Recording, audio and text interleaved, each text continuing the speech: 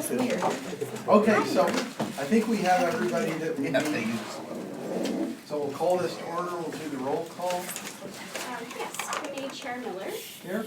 Vice Chair Rennie, Here. Director Gibbons, Here. Committee Member Over, Here, yes. thank you, and Director Elahi is absent today. Okay. Any member of the public wish to speak on something not on the agenda? Seeing none. We have the consent calendar. So moved. Second? Okay, any discussion, any comment? All those in favor say aye. Aye. Opposed, abstained, that carries unanimously. On the regular calendar, you wanted to reorder number 4 and 5, I believe. Any objections to that? No.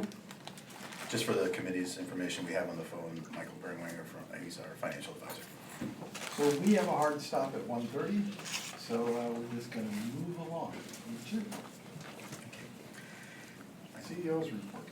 I don't have anything to report this time. It's all included in the reports that we have. Wow, the moving along thing really. Yeah. Took it hard. Item number 3. Okay, thank you, Chair Miller. So we do have in your packet a presentation staff put together, but I think while we have Michael on the line, our big day is next Friday, 24th at 10 a.m. We'll be meeting with Moody's. Staff is finalizing the slide deck as we speak, and we'll be reviewing the details of the slide deck with Chair Miller next Tuesday.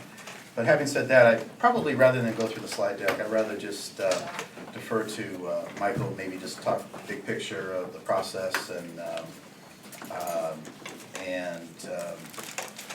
any sort of follow-up questions you may have for him. So, Michael, you want to maybe start us off?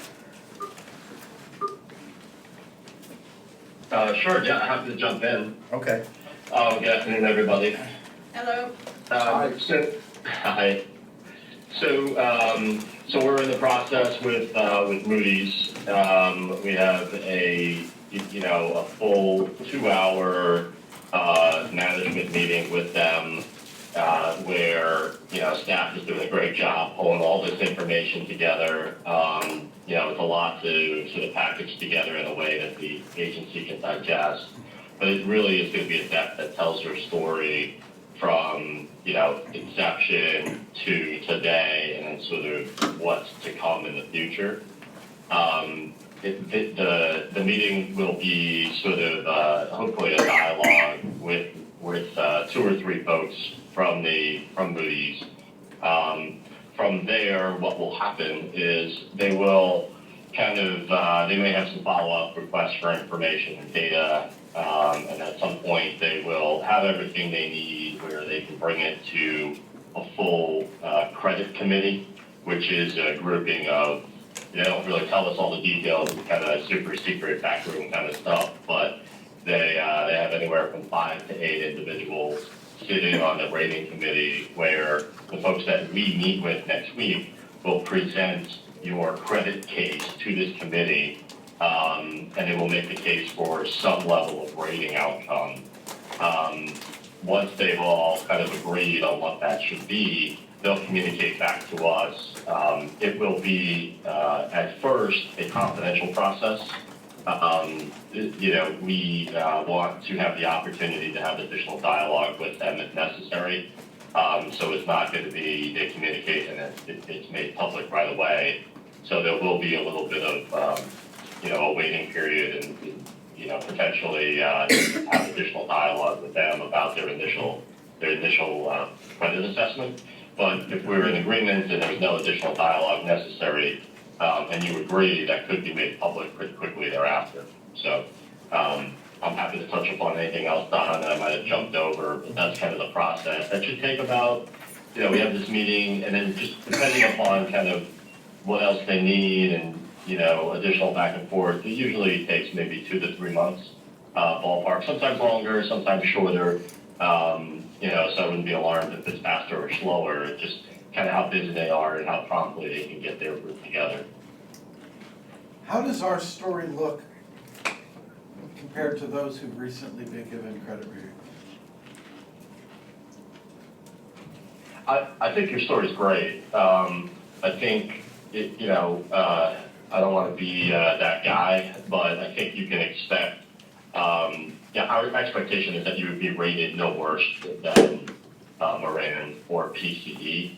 I think you have some unique attributes that maybe, that we're trying to push on that might help to get something a little better. But I think it's likely that we're pretty banded in right now, given, I think the totality of the California energy market issues right now kind of weigh on all credits. So I don't expect us to do terribly better just yet. It's not to say that you don't have things that separate you, but you're pretty close. So that BAA2 is sort of the expectation. Yeah, I just figure things have gotten more risky since they got their ratings, but I feel like we're maybe in a better position, so hopefully that'll net out. What's the lowest acceptable investment grade for our contracts and stuff? How low could they rate us? It's just investment, as long as Just it's investment grade. Yeah. Which is Yeah. 3? BAA3. Right, so that would still be a successful, though less desirable outcome. Right. And does our rating have to be public for us to Take advantage of it. take advantage of it, yeah? Like it's kind of into the, Yeah, I don't think there's a downside to making it public, especially if you have an investment grade. I think in our future RFPs, that's one of the things that we will add in RFPs. It'll help developers as they come up with a proposal to, put us in the right. Well, a 3 would be okay. The disadvantage is when they come out and say, the credit risk in the CCA market in California is going up and we're putting them on the watch list. If we're a 3, that's, you're on the bubble. If you're a 2, we at least have a little, there's a margin in there when they decide to downgrade us all as a group. So, and if we can stay on that 2 to 3 month schedule, that will really tie into the long-term PPA negotiations that we're involved in right now. yeah. Michael, maybe you share with the group, at the conclusion of this process with Moody's, do you recommend we would also pursue a rating with Fitch? You certainly could. I think, Marin has been the first to do that. The market does like the validation of 2 opinions. It's kind of, you get a doctor's opinion. If it's something really serious, you'll go get a second opinion kind of thing. But you'll have to weigh the time and the expense, and, this is not free, obviously. How did they come out? So they came out with a rating that it was BBB, which was the equivalent to the BAA2 that Moody's gave. Same. The thing is, if you get a doctor's opinion that's good, you never get a second opinion. No, you're not issuing bonds, right? I think if you were to issue bonds, you would need the 2 out of the 3, but Yeah. if you were not gonna do that, why go through Great the point. expense? We'll evaluate that with the committee Yeah. before we do Good that. point. Other questions? I think that was good. Yeah, very excited. So I think that's all staff has for now. Okay. Much more details next Good week. news is they're bringing me, so if it doesn't go right, there's somebody to blame.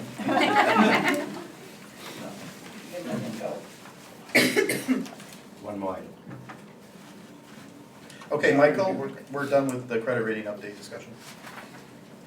Now we'll skip to 5. Okay.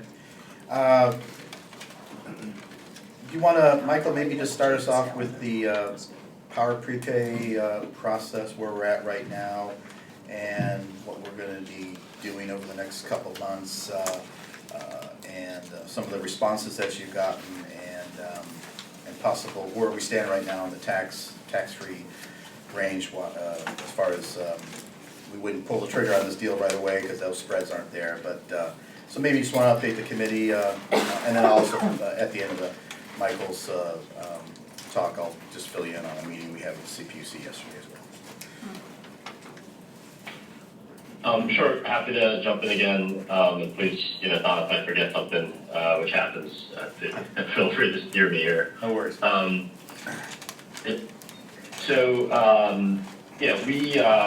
We were working in partnership with the East Bay folks, and we put together a request for proposals that went out to more than 2 handfuls worth of banks. So more than 10 banks received the request for proposals. We received several responses, all really thoughtful, good quality responses, good interest from the banking community, which was really nice to see. I think we've gotten together with Don and Garish and then the East Bay team, and we're narrowing down kind of to a short list, if you will, less than a handful of kind of folks to bring in to sit down and have a conversation, around some additional follow-up questions that we had. Call it an interview if you wish, but there will be sort of a sit down to go through, more granular level of, questions and answers, hopefully on, everybody kind of had a different approach to the potential. So, I think we wanted to explore a couple things and try to set them apples to apples as best possible. We are targeting to do that within the next month.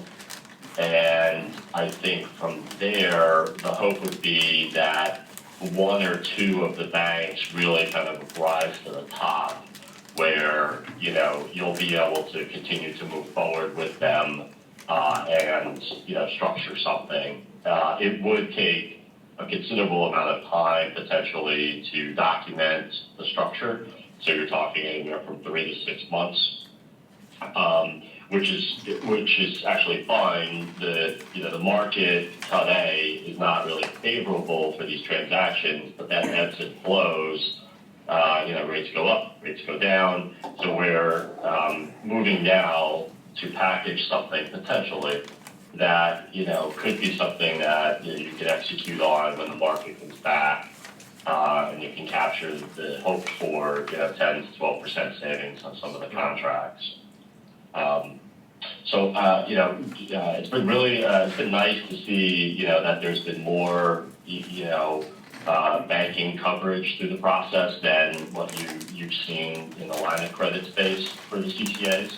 So I think that's been really, really positive and really good to see. So we're excited.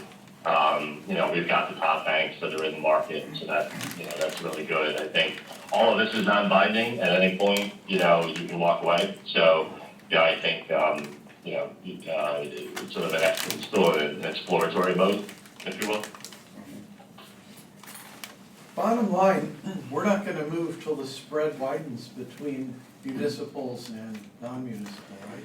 So I think we'll move forward with the process, eventually get to the point where we just want to be ready to get board approval to pull the trigger. So whenever that spread is there, it makes sense, we can go forward and do it.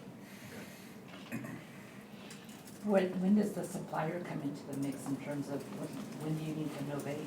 Is that after you've seen the spread? Yeah, good question there. Mike, did you hear the question? When does the buyer? When would the supplier have to talk about novation? Would it be after we get board approval or earlier in the process? Sure. So there are different approaches to this. Not all of them include novation, so I would just caveat that. Some of the banks had other ideas. But for the banks that did suggest novation, I think, that as you're structuring the bond documents, you also need to kind of be dual tracking some of the conversation with your counterparties, and have some preliminary drafting of an arrangement. Certainly nothing, the board has to approve everything before you actually sign anything, of course. But I think that would dual track with the process. If you decided to move forward, you would want to start that sooner versus later to make sure that you had something that's workable with your counterparty. We certainly couldn't do the bond part unless we already had all that other stuff lined up. Right. Because there wouldn't be anything. Yeah, Right. yeah, Exactly. that's right. Okay, anybody have any questions on that one? I'll just wrap it up with, we did, Luann, East Bay and ourselves met with the CPUC yesterday just to see if, just get a gauge to see if they're actually okay with this transaction. Surprisingly, they had never actually, the folks we talked to had not seen this before, and that makes sense because it would only be municipal utilities doing this, Right. and they wouldn't be going through the CPUC. So we spent quite a bit of time in your handouts is sort of a 101 of the prepay. And the only question we got back from them was that if we're going through a novation of contracts and our name isn't on them, they wouldn't give us then credit on the power content label. So we'll just have to work that out as we go forward. Interesting. That's Yeah. just naive, crazy talk. They don't know what Perfect, they're we doing. just put all of our dirty power in Yeah. contracts. Oh, wait a minute. Can we put You're our on to this. geothermal that, with the Anapachet? Forget that. How much nuclear can we acquire? Yeah. There you go, that too. That would be a hard one. We are all. So that's the only question, I Add that feel that's to- an administrative fix that we will, take care of in the process, but that's the only real question. that one's just their naivete. I mean, it's very weird that they would even say that. Yeah, But they do have the ability to make our compliance non-compliant. The CPUC has that authority. Yeah, I know, but it's one of these weird things. Financial engineering is not changing the power on the grid, and so it just made no sense that they would say, well, they can't. Well, are they also gonna say, now we're not RA compliant, because we Yeah, lost some that's- RA, we let you know. Yeah, the whole thing doesn't change what's on the wires. But I really appreciate your perspective, Rob. I mean, if they're gonna leave us the loophole, Yeah. I see all kinds of stuff that we could do. but anyway, it was a good meeting with them, they're aware of it now, and I'm sure we'll have some follow-up conversations. A non-novation option for the nuclear, we'll acquire all the nuclear that we can, put it over there. We don't We're even- not paying for the nuclear, it's a problem. Yeah, no No, disagreement. but we'll buy whatever we can from everybody else for pennies on the dollar. How about if we put our PCIA on this? Oh, man, what a system. So I think, as Michael mentioned, our next step is to meet with the top banks that responded, I think late February, and then we'll apprise this committee of those conversations then. So this is back on the CPUC, so somehow there's gotta be a follow-up with them at some point, and I don't know, does that move to our legislative side, does it stay on the financial I side? think Too it's early more- to say. it's early in the process. They were really, first time they really had seen this, so I think some more information back to them. sessions with them will solve Yeah, I this. figure there's gonna have to be a couple more go-arounds with that. Yep. Because it could land in a spot that made perfect financial sense, perfect sense on the grid, none of that stuff changes, and yet a CPUC accounting rule makes it totally untenable. Yeah. Which would be totally stupid. Yeah, this is just our first meeting, so, Yeah. we'll continue. So that's all we have for this topic. Michael, anything else to add? No, sir. Okay. I like it, it adds another item where we're pushing the CPUC into new space. Exactly. Talking about space. So I'll tell you what, we'll let Michael go then. Thank you, Michael. Have a great weekend. Thank you, Michael. Yeah, thank you all, pleasure, great weekend, bye. Bye. Did I say we're finishing at 12:30 or 1:30? I think we're on track for 12:30. We really ripped through this. Was that it? That's because we're such intelligent, thoughtful. Oh, yeah, I thought you were We going to prepared, surprise me. prepared. I can listen to the office. So we get, go ahead, the next topic. Oh, yeah, Next please. I'm I'm not standing in the way. Keep going. Okay, I'll defer to Kevin Armstrong to provide an update of what's going on with the move. Great, thanks so much. So this is just gonna be a pretty high-level overview of where we're at with regards to the office move, which would be upstairs in this building. So we'll just go over quickly, the timeline and some of the design elements that we're gonna be considering in outfitting the new space, and then take questions. So we executed the lease in December, just before the holidays, so we're all set with that with Biagini Properties. We've had some initial construction meetings just to talk about the upcoming timeline, and it's all based around kind of working backwards, that June 1 move-in date.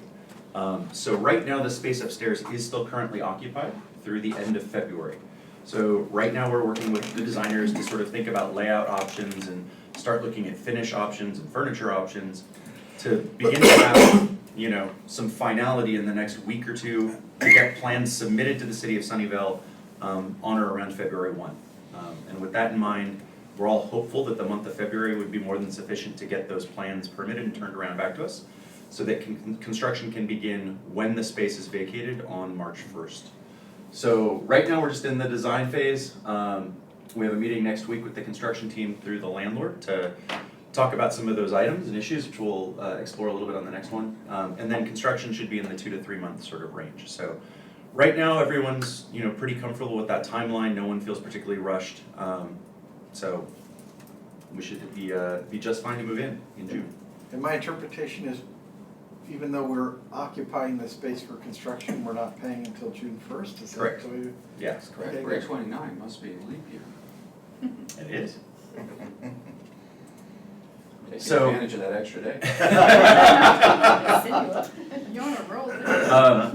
So in regards to potential design and space considerations, it will be a little bit bigger. So there will be, kind of more amenities to spread around for staff and for visitors to utilize. There will be, 35, 36 full-time employee workspaces, combination of office and cubicle layouts. The biggest addition that we'll have is the addition of 2 more conference rooms. So we'll be having 2 large conference rooms this size. This is what we call the solar room.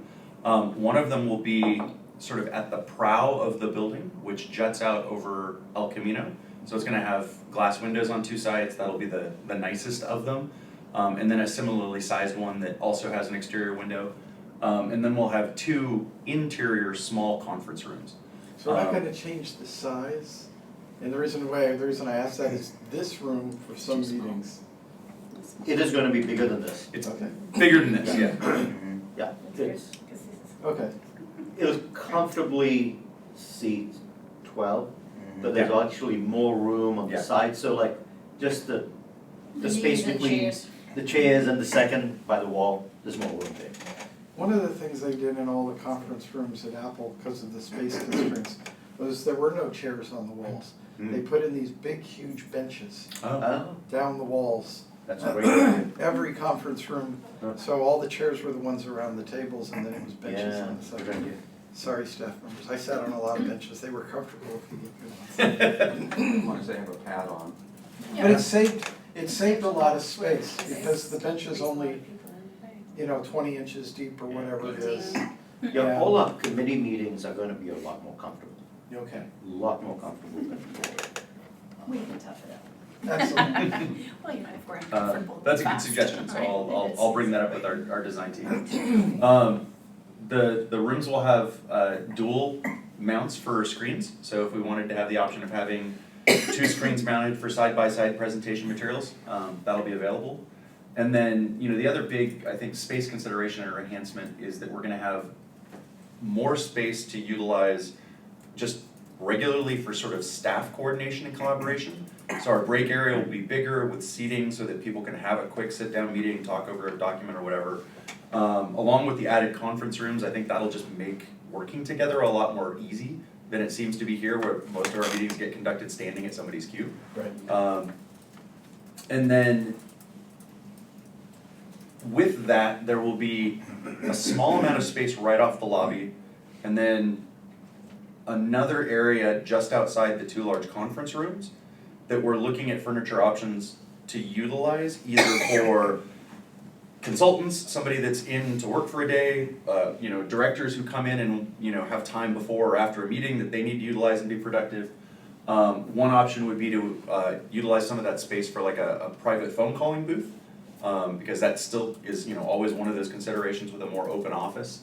And one of the things that we're gonna do with regards to this sort of more open office space, is not go sort of as far as some of like the tech campus Class A building space that we've seen, but get some of more of that fit and finish that you see in some of those spaces.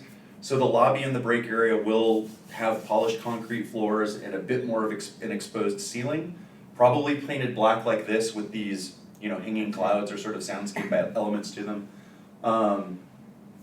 Much more modern cubicle furniture and lobby furniture that we're still picking through right now, so it'll just overall be a nicer space to both work in and visit, I think.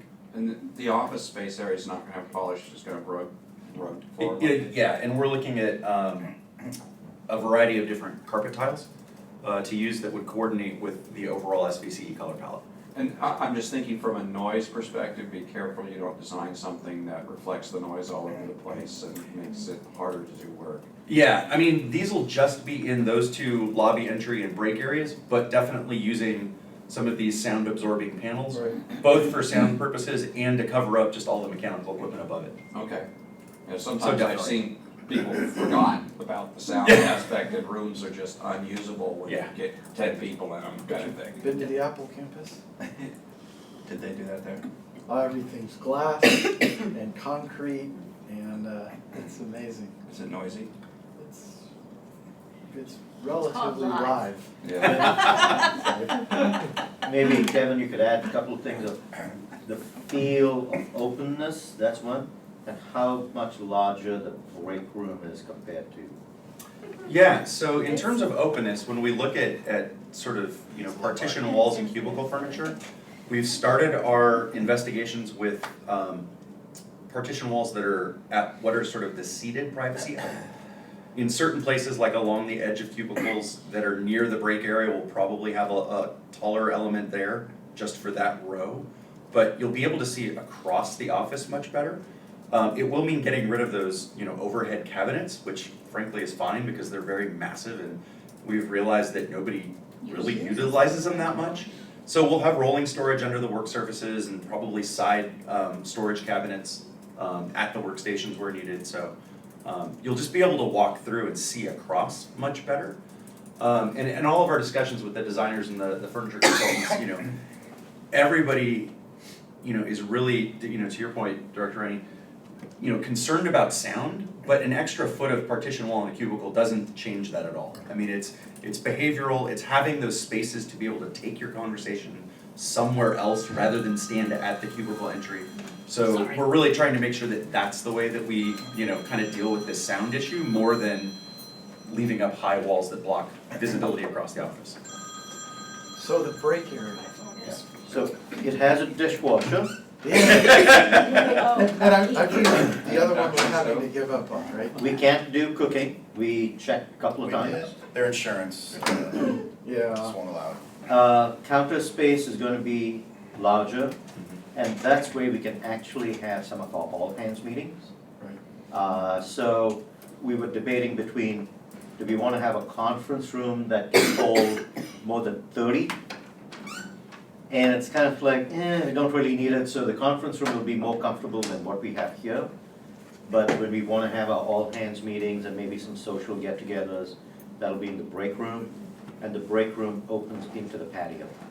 Well, I see. And the break room also has glass windows. So in terms of, I think, just having a lot more windows accessible to everyone, we've kind of flipped the design quite a bit. I think that helps. I think a dishwasher, refrigerator, sink, food preparation, I'll change my food preparation space, I think is super useful and the way people wanna eat and work. And I think, don't tell them, but we can bring in an induction cooktop. You're gonna get us put it out. Actually, you should make sure you've got the power. Yeah, 220, well, there's plug-in the 110 110, yes. ones. You can do the 110. Yeah. But I mean, a sink and a dishwasher and a garbage disposal and a few other things allow people to prepare much more variety of food. We've had crock pots here and Instapots here. Yeah, It's just we'll have more room for to some of and a place to do the dishes. Anyway, Because we started with the nice glasses and everything, and then, you know, you drink your stuff and then you're like, now what? Mhm. So then I always felt bad because I'd set it there and then I knew somebody else would have to clean it. And now we're using these plastic things even though it would be nice to have a dishwasher. yep. Yep. We shall. Do you need anything from us or just? Just this was updating you. updated? Informational item. You guys got any other questions on this? I can't wait. Oh, I have a question. So do we. Can you see the snow on the mountains from the third floor? I hope they can. I'll have to go up there and see. Yeah, it faces the your wrong field way. Yeah, I think it That faces corner, that that direction. corner. But that corner Facing should be, Pier that corner Chang, should be. So, yeah, Maybe. Because there's Might- a lot of snow might on the have to mountains crane, this yeah. morning. there Yeah. is. There was Could snow go on the on the roof. mountains yesterday when I got to the VTA meeting. Oh, I missed that. I'm sorry. Because the clouds were right there, Ah. and as the clouds moved up, there was the line, I thought, it had just powdered everything. I mean, one of the funnest things is driving down to PTA 80 meeting yesterday? and you just, Oh. everywhere you look is this, it's a Problems line, have to it do is them all. literally a line. I don't have to Mine do was my like- minute. I hope I didn't Yeah. miss a PTA. You forget you're in traffic. VTA workshop, not quite. You're so dangerous. so that'll be the first workshop I've missed in years, Okay. so it's all on you. I was gonna miss a VTA board meeting to go to the local government conference, but I decided I'll show up Friday morning instead. I missed it. Oh, man, it was gonna be the only board meeting I ever got to attend. It's terrible when I'm committed, right? I know, I've had nothing but committed people, What am I, what I'm missing, it's all good. but, okay. Great, well, thank you for the Done feedback. then. Okay, Thank you. I think, Appreciate it. perfect. Okay, moving right along, That was it. I do have a question. Right, we reformed this committee, and those who are interested need to send in their stuff. Is everybody? I think we already did, didn't we? I've heard from a majority of you, yes. Did Yeah. I? I don't think Is Not everybody? names. Okay, is everyone here still willing to serve? I have not gotten an email about this. Are you booting me out? No. No, but we should, those are the questions, right? Well, So, I'm pushing to be on the legislative committee, that's my first choice. If I'm not allowed to have two, then that's my, legislative is my first choice. And no I wrong, think nothing wrong with being crazy. You know, are you not allowed to have two, or we don't? we do have a rule about something, I so we think- have to read it. Two More is fine. suggestions. Yeah, With this is something an about ad hoc creating a committee, it's not a quorum. standing committee, so I don't think There's a. ad hoc would count. Right. You double check with the, Okay. See if there are any constraints, but it sounds like the four of you are willing to re-up with this being a lower priority than ad hoc. And I am also commenting, it would be nice if we expanded to newer members. It's really a training opportunity, a learning opportunity for newer members. If I may add to that, we are going to provide to the board a succession plan. And I think phasing members out, maybe towards the middle to the end of the year. Which is fine. But I do think, you know, we were talking about how to get people engaged and understanding Yep. what it is that this business is all about. The committees are very, very helpful. You're stuck with me for another 3 years, you don't have to face me. Okay. they phased him out last year and he's back this year. They tried. It was a slight setback. It was- Gave you more free time. Okay, anything else? And with that, I think we're just gonna call this adjourned. Well done, thank you. All right, so you can catch Appreciate other. your Thank you very much. Yeah. Sure that we